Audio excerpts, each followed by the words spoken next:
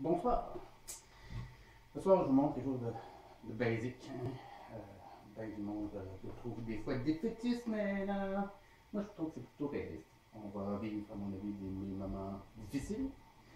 Et là, je vous montre quelque chose de super simple, pas cher, facile, pas cher, pas difficile. La pâte à pizza. Sérieusement, ça prend presque rien. La farine, la levure, un petit peu d'eau, à peine de sucre. Donc c'est bien simple, là. 250 grammes de farine. 250 grammes, maintenant que vous avez quelque chose qui est juste en millilitres, c'est facile, c'est simple. Pour la farine, il faut doubler les grammes pour avoir les millilitres. Donc 250 grammes, c'est 500 millilitres. 500 millilitres. Dans un bol, vous allez avoir mis 8 grammes de levure avec grosso modo 180 millilitres d'eau tiède. Puis une petite cuillère à thé de sucre pour l'aider. L'autre cuillère à thé de sucre, la deuxième, vous la mettez ici dans la farine. Je l'avais déjà mis. Donc là, vous laissez la levure agir, travailler. Donc, vous ne verrez pas, mais ça a vraiment levé. C'est comme une espèce de créma sur le dessus. Puis là, vous allez. Mon truc à moi, je ne mets pas tout complet, j'en garde un petit peu. Donc là, vous allez brasser la farine et la levure. Ah oui, l'hygiène, bien sûr, avant de faire tout ça, vous êtes lavé les mains comme il faut, hein, tout le monde. Moi surtout, plusieurs fois même. Donc vous brassez, là voyez-vous, ça va faire quelque chose un peu floconneux. Mettez pas trop d'eau. C'est pour ça que vous m'y allez petit à petit. Là, vous me manquez à peine d'eau. J'avais prévu le coup. Et vu qu'il faut pétrir, j'ai nettoyé aussi la table de travail. C'est un peu bas pour moi, c'est un peu gras, vraiment pour la table.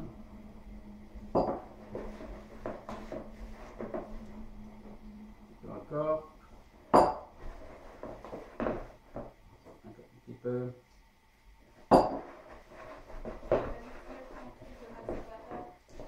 Je suis en train d'enregistrer, chérie. Voilà. Donc, je sais pas si vous allez voir, je vais sur place. Je vais pouvoir écrire cette pâte.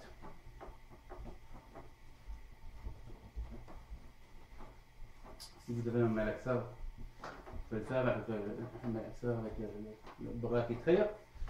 J'en ai pas.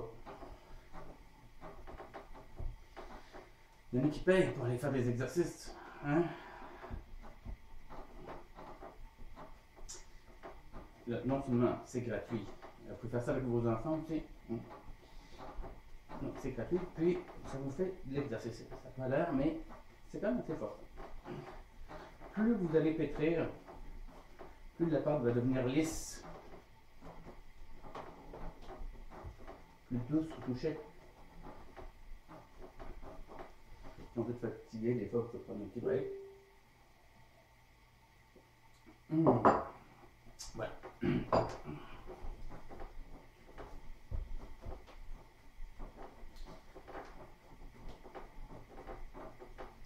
Donc vous allez pouvoir faire ça, grosso modo, quelques minutes. Hein. Puis vous savez, faire la cuisine à la maison, c'est pas obligatoire non plus, comme grand chef tout le temps non plus. On peut se débrouiller avec un peu moins d'outils, avec un peu moins de connaissances, puis c'est pas grave. Gucci, fais attention.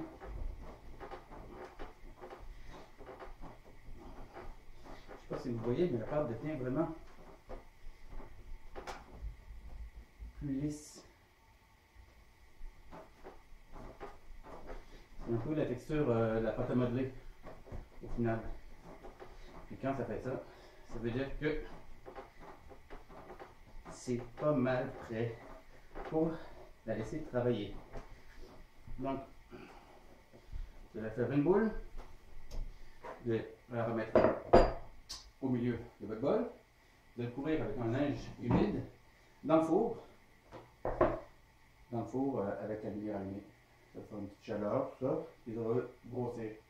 1 heure, 2 heures, grosso modo, ça va doubler de volume. J'ai déjà préparé une tantôt pour vous montrer.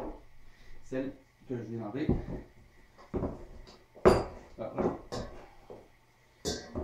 Elle a a vraiment gonflé. Elle est vraiment belle. Puis déjà, ça sent bon. Donc, ça, c'est les quantités pour 4. La pizza. Vous allez couper les pâtons. Enfin, je vais faire la pizza au complète, tant qu'à faire. Vous allez un peu fariner votre place. Puis là, je ne ferai pas soulever la pâte comme ça. Je suis pas vraiment capable. Quand je le fais, les résultats ne sont pas super géniaux. Il n'y a pas besoin tant que ça. Voilà. Je ne me complique pas la tête. Je vais quand même au rouleau à pâte. Je sais que sans doute quelqu'un va me dire, certains vont dire que ça durcifie la pâte, mais c'est où? Ça prend pas bien. Et là, après, vous allez pas mettre sur une tôle la pâte. Et pour la garniture, c'est super simple, donc comme vous, tout à l'heure je vais la regarder, je n'avais pas de pâte à tomate. Ben, il me reste la sauce salsa. Ça va faire la job, ça va être très bon. Donc, sauce salsa.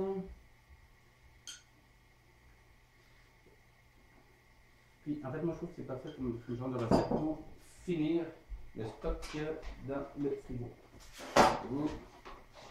J'ai vu tantôt champignons, l'oignon, comme ça. Je suis pas mal un gros mangeur d'oignons, j'aime vraiment ça. Brocoli, un petit brocoli.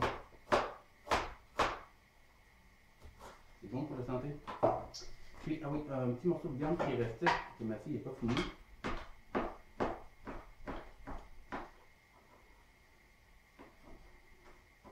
Voilà. Donc,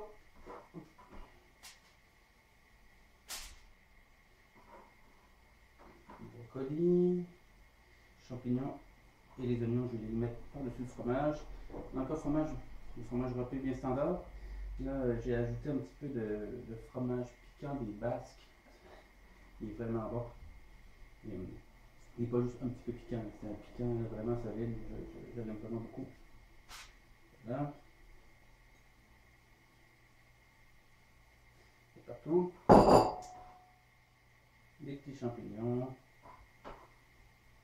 Le petit oignon. Et puis voilà, c'est tout. C'est pas plus simple pas plus complexe que ça.